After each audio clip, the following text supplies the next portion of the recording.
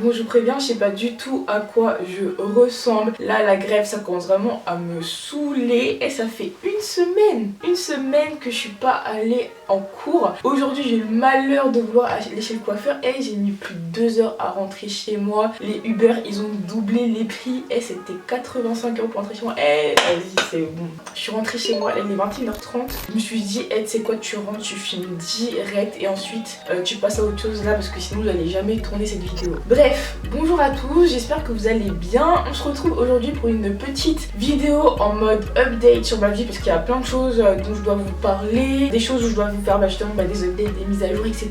Donc voilà. Si vous me suivez pas particulièrement ou si vous en foutez de ma vie, franchement la vidéo elle va pas grandement vous intéresser.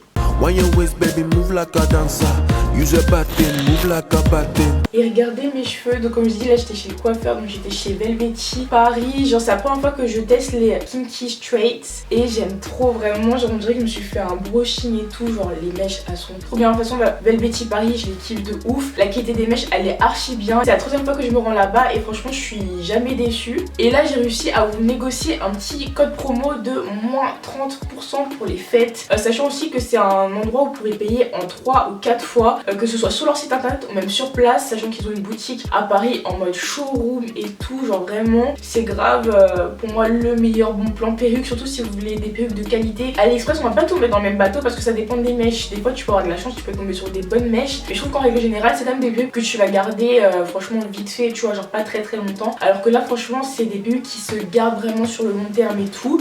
Et en termes de prix, moi je trouve que ça reste raisonnable, tu vois, genre c'est de la bonne qualité, c'est un peu cher on va dire, mais franchement c'est archi raisonnable par rapport aux autres pages Instagram que tu vois qui proposent des fois des prix vraiment exorbitants. Bref, je vous laisse tranquille avec mes cheveux. Alors par quoi on va commencer? En fait je vous explique cette vidéo, c'est comme si c'était un ask, mais vous m'avez pas posé de questions, je me suis posé des questions toute seule. Et je vous jure en fait c'est grave ça. Putain bref. Alors on va commencer par le fait que je vous explique. En début d'année, ma maman, en fait je vous avais déjà fait une vidéo où je vous raconte comment mon frère est né parce que c'est vraiment une sorte de ouf, genre il est dans la voiture et tout, je remets la vidéo ici. Et dedans je vous dis que ma maman en fait elle a une maladie qui s'appelle la drépanocytose. Et en fait en début d'année, genre quand elle devait m'emmener à Londres pour quand je suis partie vivre là-bas, quand elle devait m'emmener à l'aéroport, elle a eu un gros souci à l'œil, genre d'un coup elle voyait plus rien d'un œil. Genre en mode elle avait une grosse tache dans l'œil, tu vois. Et bref elle a trouvé ça bizarre etc. Au final on m'a dit que c'était à cause de la drépanocytose, elle a dû se faire opérer en urgence, elle a failli être aveugle et tout, bref. Bref, genre je sais pas, du jour au lendemain tout a basculé. En plus moi j'étais à Londres, j'étais archi loin d'elle et tout, bref c'était horrible. Et madame, pendant sa convalescence, elle s'est dit quoi? Elle s'est dit qu'elle allait écrire un livre. Donc voilà, franchement je sais pas le pourquoi du comment, mais elle a écrit un roman. Donc en fait elle était partie comme du constat, comme beaucoup, que les femmes noires elles étaient pas beaucoup représentées, que ce soit dans la musique, dans la littérature, dans le cinéma, dans les médias, etc. Et du coup elle a voulu en fait écrire un livre où elle raconte, donc c'est la vie de Safia, ça s'appelle Les Frissons de Safia, qui a vécu en Côte d'Ivoire et qui en arrivant en France, elle pensait qu'en gros tout allait bien se passer pour elle, que tout allait être facile parce qu'elle est belle, elle est intelligente, elle a un bon taf, mais au final non, tout ne va pas se passer comme prévu. Et je trouve ce livre, bon c'est vraiment qu'il a écrit, forcément je le trouve bien, mais ce que je trouve bien c'est que elle dénonce, mais en même temps le livre est assez simple à lire. L'histoire, t'as vraiment envie d'aller jusqu'au bout, tu te demandes vraiment comment ça va finir, parce que aussi dedans bah il y a une petite histoire d'amour, moi j'aime trop ça, tu te dis vraiment mais comment ça va se terminer, tu vois. Donc voilà, si vous voulez offrir pour vous-même, pour votre maman, pour vos cousines, pour vos tantes ou autres. Elle a auto-édité, ça se dit pas auto-édité, bref, elle l'a édité elle-même, ce qui fait qu'il est disponible en format papier uniquement sur Amazon. Mais par contre, vous pouvez la voir en format numérique sur Amazon, la Fnac et la plupart des librairies en ligne. Et en fait, je suis en train de faire le montage de la vidéo et je me rends compte qu'il y a plein de trucs que j'ai oubliés, notamment la plupart des conclusions de ce que je dis. Et par rapport au livre de ma maman, ce que je voulais dire en fait aussi, c'est que je suis super fière d'elle, qu'elle ait écrit aussi ce livre-là dans ces conditions, parce que bon, c'est pas quelque chose sur lequel elle communique, mais pour moi c'est important de le mentionner parce que vraiment je sais que ça a été une période très difficile pour elle, et le fait qu'elle soit rangée dans cette motivation-là, bah ça me fait trop plaisir, le fait qu'elle soit allée jusqu'au bout de ce projet-là, et aussi le fait qu'il y ait vraiment une volonté de montrer une image positive de la femme noire. Pareil, je trouve ça tellement important, je suis tellement fière d'elle par rapport à ça, donc voilà, tout ce que je voulais rajouter. Je vous laisse tranquille, je vous laisse regarder la suite de la vidéo. Alors autre sujet, c'est vrai que vous me demandez souvent c'est quand les vidéos cheveux, c'est quand tu reprends les vidéos cheveux, etc. Et c'est vrai que pour moi c'est un petit peu pas difficile, mais genre j'ai l'impression des fois d'avoir un peu fait le tour, donc c'est délicat, à part vous montrer genre mes nouvelles routines capillaires. C'est vrai que à chaque fois j'ai l'impression de devenir vite redondante, mais là du coup je présente une nouvelle émission avec Super Beauté et l'émission s'appelle Super Beauté TV, donc c'est moi qui la présente, c'est moi qui présente toutes les émissions. C'est vraiment un super beau projet, c'est trop beau d'avoir vu ce projet vraiment du début et maintenant le voir se mettre en place. Normalement quand cette vidéo là va sortir, la deuxième émission sera sortie aussi. Il n'y a pas photo entre les deux émissions, vraiment la deuxième est beaucoup mieux que la première et on espère que la troisième vraiment sera parfaite, en tout cas on croise les doigts. D'ailleurs à cause des grèves on n'a pas pu tourner la troisième non plus, je suis trop dégoûtée, genre vraiment elle est grève ça me saoulait. Mais vas-y, franchement aussi par rapport à l'émission, donc déjà je suis allée dans leurs locaux et ils sont immenses. Je vais essayer de vous mettre des images parce que ce jour là j'ai vlogué, mais je sais pas pourquoi après le vlog je l'ai jamais monté, j'ai jamais re-regardé les rushs et tout parce que j'ai l'impression que c'est une vidéo qui va pas vous intéresser, je sais pas pourquoi, genre je le sens pas. Je voulais aussi particulièrement remercier Maureen qui est une abonnée et qui travaille justement en alternance chez Super Beauté, et en fait c'est elle qui a recommandé mon profil à la marque parce que c'est une abonnée, elle aime beaucoup ce que je fais, elle aime beaucoup mon profil et ce que je dégage, et ça me fait super plaisir parce qu'au final c'est grâce à vous aussi en fait que j'en suis là, que je suis ici, mais vraiment là littéralement grâce à vous. Donc merci à toutes les personnes qui me soutiennent et un grand merci à Maureen. Du coup on parle de cheveux, nouveautés capillaires, des DIY, des perruques parce que sur Super Beauté ils vendent aussi des perruques, interviews de créateurs, souvent des créateurs noirs, etc. Bref, on met vraiment beaucoup aussi en avant la communauté, les talents de la communauté, et ça je trouve ça vraiment trop bien. Donc n'hésitez pas à aller checker sur leur chaîne YouTube et sur leur compte Instagram l'émission qui s'appelle Super Beauté TV. Ah oui, aussi dans chaque émission il y a un petit concours pour gagner un petit chèque de 150 €, donc pas un chèque cadeau mais un chèque. Ensuite je reprends ma liste parce que là je parle dans les mémos, vidéos. Oui, ça va un peu mieux, mais c'est vrai que en novembre, vraiment le mois de novembre il était dur. Je sais pas pour vous, moi j'ai trouvé archi dur et tout. Genre je l'ai trouvé archi déprimant ce mois-là. Je trouve que vraiment souvent la période de fin d'année, il y a tout qui commence à s'accumuler. Tous les cours et tout, on donne plein de taf. Moi il y a les cours plus YouTube, plus les trucs et ça machin. C'est vrai que j'ai de plus en plus de mal à m'organiser et à tenir le rythme. Je vais pas vous mentir, là cette année c'est super difficile pour moi, mais en même temps vraiment en fait en début d'année le fait d'avoir lâché YouTube quand j'étais à Londres, vraiment ça m'a saoulée, genre vraiment ça m'a trop saoulée parce que j'ai l'impression que depuis je suis grave redescendue, genre vraiment dans mes statistiques et tout, genre vraiment c'est grave la merde et ça. Après j'essaie de pas trop regarder, de me dire vas-y continue de poster, continue de faire ce que t'aimes, etc. Mais du coup la petite bonne nouvelle, vraiment je croise les doigts pour que ça se fasse et croisez les doigts avec moi. En gros, vous voulez, normalement cette année je suis censée faire un stage de 6 mois, donc à la base je voulais le faire à Barcelone, mais finalement ça va pas pouvoir se faire parce que j'ai plusieurs projets en cours, du coup c'est pas possible. Même d'ailleurs l'émission aussi Super Beauté TV je pourrais pas la faire à Barcelone, donc bref. Même j'ai trop peur en fait que ça recommence, que pendant 6 mois je sois absente ici, et ça me saoulerait parce que YouTube c'est vraiment ce qui me plaît, c'est vraiment je kiffe ce que je fais. Même au-delà de ça, aujourd'hui je le vois vraiment comme mon travail, donc je me vois mal tout relâcher comme ça et tout. En fait j'en ai pas envie tout simplement, j'ai pas du tout envie de faire ça. Du coup j'ai fait une demande auprès de mon école pour pouvoir faire mon stage en tant que auto-entrepreneuse pour ma chaîne YouTube mais aussi pour mes projets à côté. Après je suis en train de croiser les doigts et tout, et j'ai dû remplir de ces documents pour ça. Là mon dossier va passer devant une commission et tout, bref je croise les doigts, mais j'espère vraiment que ça va se faire. Et l'année prochaine aussi j'ai envie de m'engager moi-même en alternance, genre là je suis déjà en train de faire mes économies pour payer l'école, enfin normalement d'ici là ça sera bon, mais voilà vraiment je croise les doigts de ouf parce que ça pourra permettre vraiment de redevenir beaucoup plus régulière sur YouTube. Vraiment idéalement j'aimerais bien faire au moins 2 vidéos par semaine, même faire plein d'IGTV. J'espère vraiment que ça va se faire, même pouvoir voyager beaucoup plus facilement et tout. Et je croise les doigts vraiment. Et oui justement en ce qui concerne les voyages, donc en fait là à la fin de l'année je vais partir à Amsterdam et ensuite juste une journée à Bruxelles. En plus ça me fait trop rire, genre sur Twitter je vous ai demandé si vous aviez 24 heures à passer à Bruxelles, qu'est-ce que vous feriez, etc.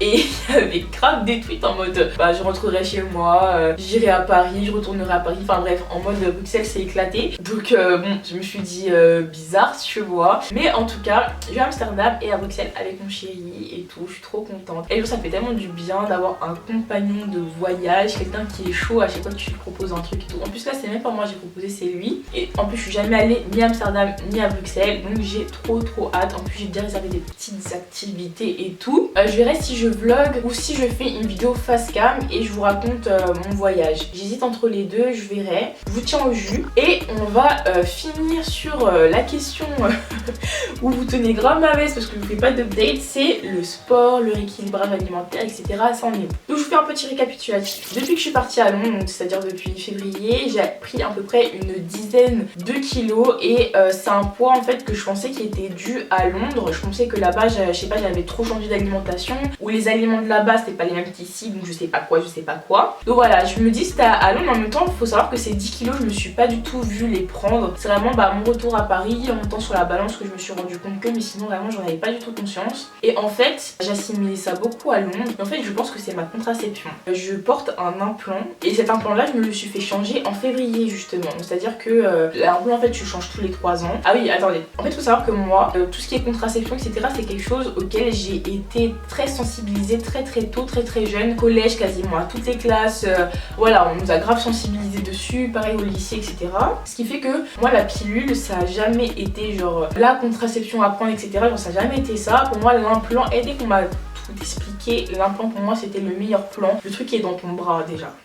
C'est trop bien. Et dans ton bras, t'as pas pensé à le prendre, t'es tranquille pendant 3 années. Et surtout, j'ai pas mes règles avec cet implant. Enfin, cette fois-ci un peu plus qu'avant. Mais en tout cas, la première fois que je l'avais porté, je les avais quasiment jamais. C'était trop bien, je vais pas vous mentir. Après, j'ai pas vous mentir, genre la première fois que je me suis fait poser, il m'a pas servi à grand chose finalement, tu vois. Et si j'avais eu la pilule, j'aurais pu l'arrêter. Alors que là, l'implant, flemme d'aller me le faire retirer pour rien, tu vois. Donc je vais pas vous mentir, il m'a pas servi à grand chose à part à stopper mes règles. Mais j'ai quand même voulu le renouveler. Et en fait, c'est vrai que j'avais déjà vu sur des forums que par exemple, il y a des femmes qui mettent l'implant une première fois, tout se passe bien. Et la deuxième fois, là, elles ont grave des crises d'hormones, je crois pas que ça existe, mais bref, t'as capté, genre elles sont beaucoup plus émotives, beaucoup plus énervées, il y a beaucoup plus de changements d'humeur ou alors elles prennent du poids, etc. Et en fait, je pense que c'est exactement ce qui m'arrive. Bon, après, je vais pas vous mentir, je vais grave pas le retirer parce que toutes les autres contraceptions elles me font peur. Enfin, c'est bizarre. Après, je sais que l'implant, il y a même des gens qui vont me dire l'implant ça rend stable, je sais pas quoi, je sais pas quoi. Je sais qu'aussi on va me trouver des défauts à l'implant, mais les autres contraceptions, non, c'est mort. Genre, je sais pas, en fait, j'ai pas envie de changer. Et en plus de ça, cet été, j'avais déjà réussi à perdre genre 4 kilos quand j'étais chez mon père. Et donc, du coup, on en revient au programme sportif parce qu'à la base, je parlais de ça. Et donc, du coup, voilà, en fait, ensuite, voilà, je vous avais parlé de tout ça, etc.